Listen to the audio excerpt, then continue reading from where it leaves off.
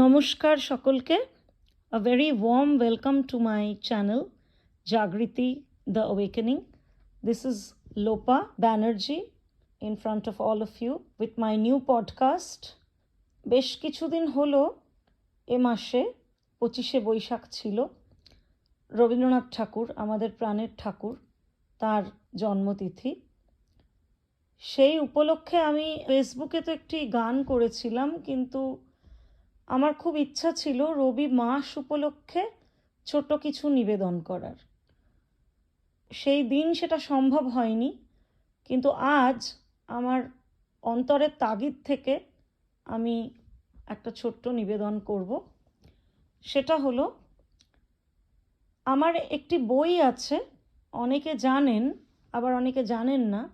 Many of you know, while some of you don't know about this book of translation of mine, which was my first published book of translation, which comprised of 2 novellas and 6 women-oriented short stories, originally penned in Bengali by our own Nobel laureate of Bengal, Rabindranath Tagore, and I translated all those 8 texts into English. সেই 6টা short স্টোরির মধ্যে একটা ছিল খাতা, যেটাকে আমি ইংলিশে ট্রান্সলেট করেছি দ্য নোটবুক এই নামে। তো চলুন আজকে সেই ট্রান্সলেশন থেকে নিবেদনটা করে শোনাই। খাতা, the notebook. The story was originally written in Joishtho Ashar 1298 of the Bengali calendar. Right after Uma started to write, she had been creating nuisance in the house. Each and every room in their house, each and every wall bore testimony to her scribbling. In the walls, she created zigzag lines and wrote in large raw letters, "Waterfalls, leaves shake." Under the pillow of her elder sister-in-law's room, she had found a book titled Haridasher Gupta Katha, The Secret Tales of Haridasa. She plundered the pages of the book with her pencil and scribbled in every page, "Black water, red flower."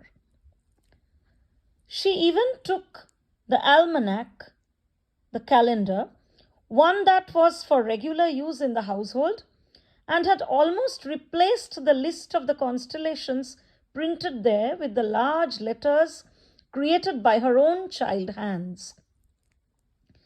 She also took the notebook where her father maintained his daily accounts and wrote there, "One who studies hard lives a grand life."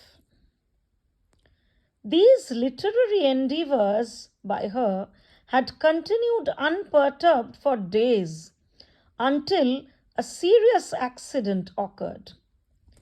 The elder brother of Uma, named Govindalal, looked harmless apparently, but he was a regular writer for newspapers and other publications. When he talked with his kith and kin, or even his neighbors and acquaintances, nobody would ever suspect him of being an intellectual. And truly speaking, he had never been rumored to think deeply about any subject whatsoever. But despite his exterior facade, he continued to write, and the opinions reflected in his writings were very much akin to his readers in Bengal. There were some serious misconceptions about physiology among the contemporary European scientists. Govindalal had strongly refuted all of them in an interesting essay he wrote. He had avoided the use of logic entirely and composed the essay based on his unique, exhilarating use of language. One silent afternoon, Uma picked up the pen and ink of her elder brother and scribbled across the essay with large letters yet again. This time, she wrote on it, "Gopal is such a good boy, he eats whatever he is given to eat." Obviously, I do not believe that she referred to the readers of Govindalal's essays as Gopal, but he was enraged to discover her scribbling. First, he hit her violently. Then he snatched away all the little instruments of writing that she had saved with utmost care, including her small pencil and her blunt pen, smudged with ink all over it. The little girl, unable to fully realize the cause of this insult and oppression inflicted on her, sat in a neglected nook of the house and wept profusely. When the duration of the punishment ended, her brother became a little repentant for his behavior and returned to her the belongings he had snatched from her.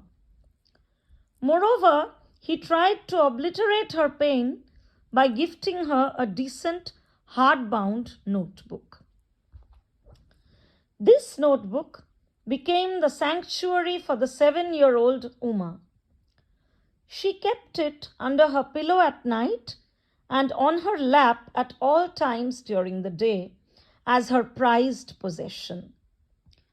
Little Uma proceeded to the girls' school in the village in her neatly tied braid, along with her servant girl, holding the notebook, and the other girls looked at her in awe, in an indescribable envy.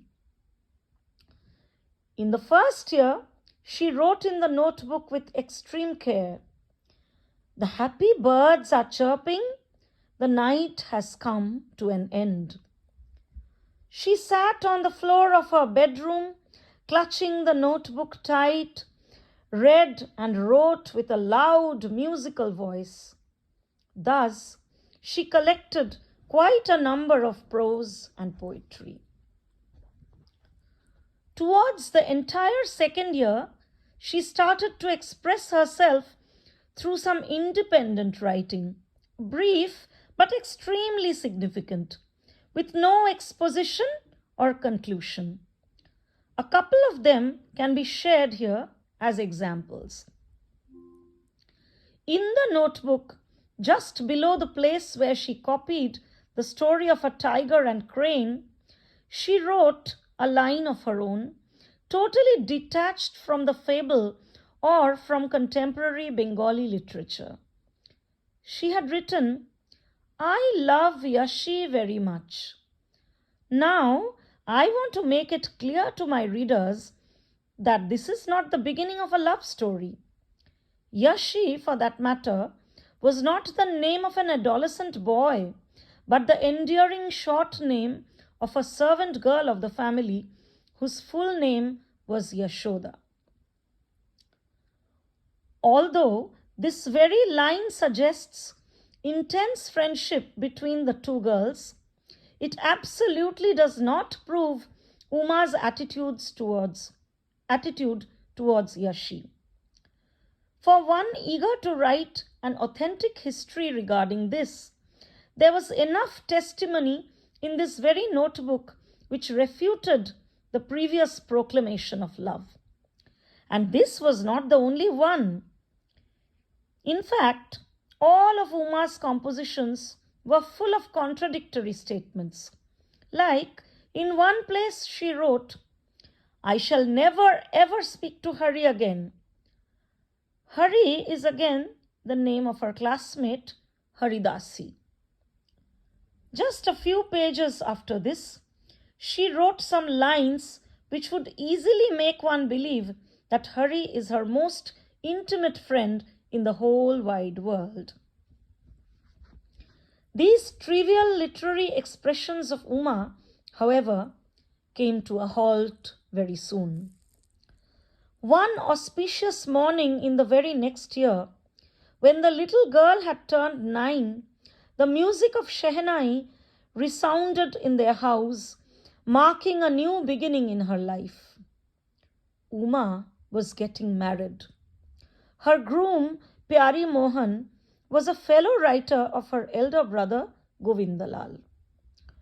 Though the groom was quite young and was educated to an extent, there was no place for liberal thoughts in his heart. His neighbors and acquaintances were all praises for his staunch conservatism. Govindalal too had tried to imitate his standpoints, but was unable to succeed fully in this endeavor. Draped in her glittering Banarasi sari, Uma hid her crying face under the bridal veil and went away to her in-laws' place. During her farewell, her mother said, "Do pay attention to the words of your mother-in-law, dear. Please pay attention to all of your household chores and please forget about reading and writing." Her elder brother, Govindalal, cautioned her, "Listen, do not ever scribble in the walls of your in-laws' house. They are very strict people, I tell you. And also, do not ever dare to overwrite on any of Pyari Mohan's writings with your pen." The little girl's heart was full of trepidation to listen to these cautionary expressions. She realized then that she would never be pardoned in her new house and would also get to know the meaning of offense, crime, mistakes, and shortcomings after a lot of admonishing over an extended period of time. In her new house, too, the music of Shehnai played on, and the house was swarmed with people. However, there was none amidst the loud cacophony of people there who could feel the trembling heart of the little girl draped in her Banarasi sari and her wedding jewelry. Uma's servant girl, Yashi, went along with her to her in-laws' place. She had intended to stay with her there for some time till she was fully conversant with the new household, and then she would return to Uma's parents' house. The affectionate girl that Yashi was, she took along the notebook of Uma after some consideration. The notebook was a vestige of love, a legacy carried from her parents' house, where she had stayed for a short duration of her life following her birth. In her unskilled, haphazard scribblings engraved in its pages, it carried a brief, enduring history of her parents' place. To Uma, it would signify the essence of a sweet, affectionate freedom, reminiscent of her childish pleasures amidst her untimely initiation into domesticity. In the first few days at her in-laws' place, she had not written a single word, and there was no time for writing either. Finally, when Yashi returned to Uma's parents' house after staying with her for a few days, she closed the door of her bedroom. Then she pulled out her cherished notebook from a tin box. She cried uncontrollably as she wrote, "Yashi went away to our house. I too want to go there. I want to go back. I want to go back to my mother."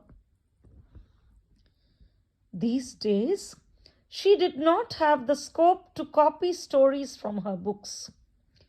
Charupat and Bodhodoy, Awakening of the Senses, in her notebook, nor did she have a strong desire to do that. Therefore, there were no long intermittent gaps between the little sentences that she crafted.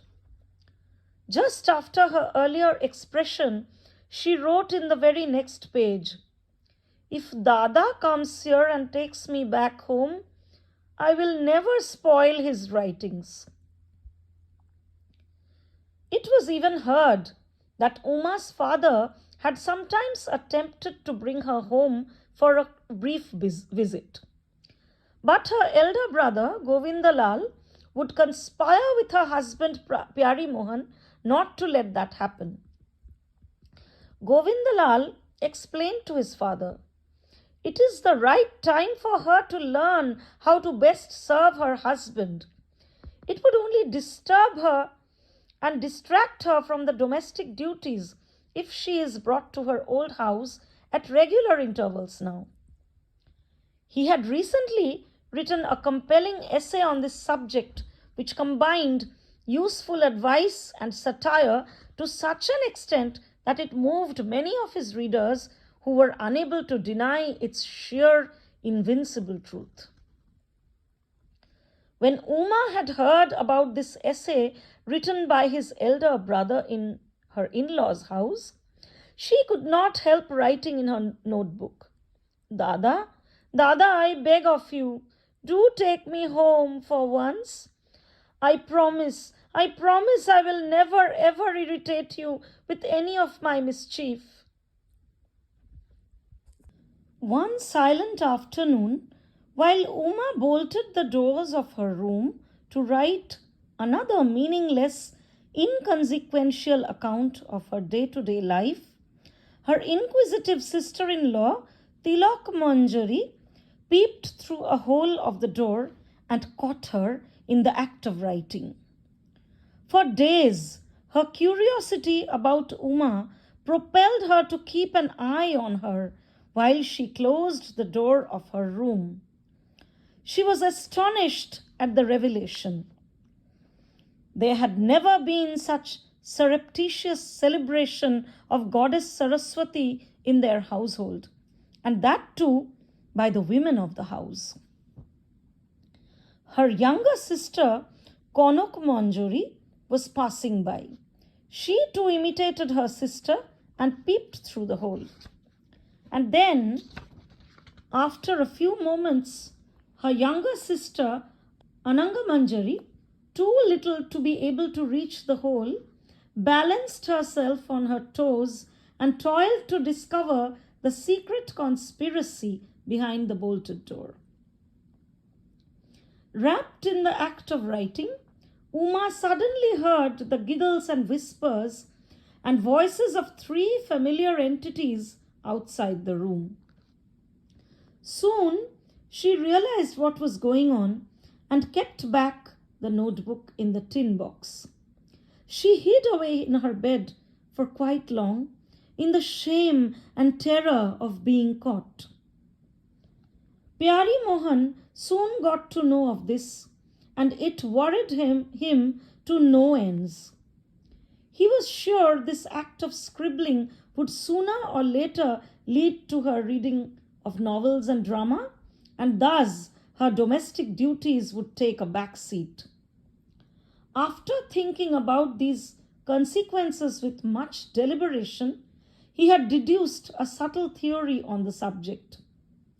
He would say that the power and value of conjugal life was the result of the graceful amalgamation of both masculine and feminine powers. However, he was afraid that education would destroy the feminine power of women and replace it with the more prevalent masculine power in domestic life. This, he was certain, would result in a clash between both masculine powers and feminine powers that would result in an apocalypse of the conjugal togetherness and bring further doom in the household as the wife would turn a widow. Needless to say, his theory was undisputed in the entire house. When he returned home in the evening, he rebuked Uma to his heart's content and also mocked her for her secret initiative to write. "Look what days we are seeing now. The lady of the household will soon step into the office with a pen tucked in her ear," he said. It was not easy for Uma to understand the satire of her husband's statement. She had not yet read any of Pyari Mohan's essays, and so he did not have the requisite humor to grasp the essence of his ironic sentences. But the gesture of her husband made her shudder and coil in extreme shame and embarrassment. She prayed that the earth breaks open for her to give her shelter. She felt like hiding deep beneath the earth's crust. Uma did not write anything for a long time after that incident. Then, when one glorious autumnal morning a beggar girl came outside the house to sing and beg for alms, Uma listened to her song with rapt attention as she faced her from the window bars.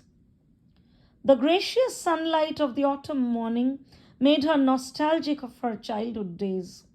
Moreover, the Agamani song of the beggar girl, depicting the homecoming of goddess Durga, fueled her pain even more. Though Uma could not sing, she had developed this habit of writing down the lyrics of the song she heard, as if in an attempt to compensate for her inability to sing. Today, Kangali, the beggar girl, was singing. The villagers said, "Oh, Uma's mother, see, your lost star came back home." Hearing this, the restless mother runs. Where is Uma, my loving daughter? She cries as she asks, "Did you come to me, my Uma? Come here, come to me for once. Let me cuddle you in my lap." Uma stretches her arms for her mother and lovingly complains. Through her eyes, she asks, "Why did not you bring me back home yourself, mother?" The words of the song filled her with unexplained emotions, and her eyes brimmed with tears. She secretly called for the singer in her room, shut the door, and started writing the song in her notebook. Just at that moment, when she was immersed in writing down the lyrics, her three sisters-in-law, Tilak Manjari, Kanak Manjari, and Ananga Manjari, witnessed her act again from the hole of the door and clapped their hands together. "Bow Didi, Bow Didi, what are you doing? We have seen everything you did," they jeered. Seeing this, Uma quickly opened the door and pleaded with them, "For God's sake, please do not tell about this to anyone, my dears. I beg of you, do not tell about this to anyone. I will never write again. I promise I will never write again." Just then, Uma noticed that Tilak Manjari had her eyes fixed on her notebook. She ran towards it and clutched it tight to her bosom. The sisters-in-law tried all possible means to snatch it away from her, but summoned their elder brother when their efforts failed. Pyari Mohan came to the room and sat on the bed with a sullen face. With a loud voice, he roared, "Give me the notebook! Give me the notebook right now!" When Uma did not comply, he repeated, this time with a lower pitch, "Give it to me. Give it to me, I say." She still held the notebook close to her chest and looked at her husband with her imploring eyes. Then, when he approached her to snatch the notebook from her, she threw it on the floor and fell on the ground, her face hidden in the tender warmth of her palms.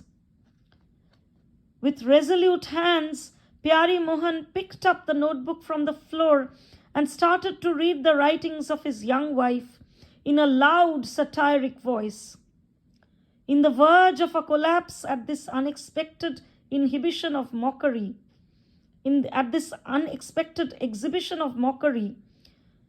Uma craved to embrace the nooks and crevices of the earth with all her might. Seeing her plight, the three other female audiences burst out in peals of laughter. From that day, Uma never got back her notebook. In fact, her husband Pyari Mohan had a notebook of his own where he had a collection of his own essays and his subtle idiosyncratic theories. However, there was no philanthropist anywhere around who could snatch away his asset and destroy it for good. This was my humble presentation in honor of Gurudev Rabindranath Tagore following his birth anniversary and in his birth month. একটা ছোট্ট নিবেদন করলাম ইংরেজি অনুবাদ খাতার থেকে the notebook. আশা করি সকলের ভালো লেগেছে। Thank you.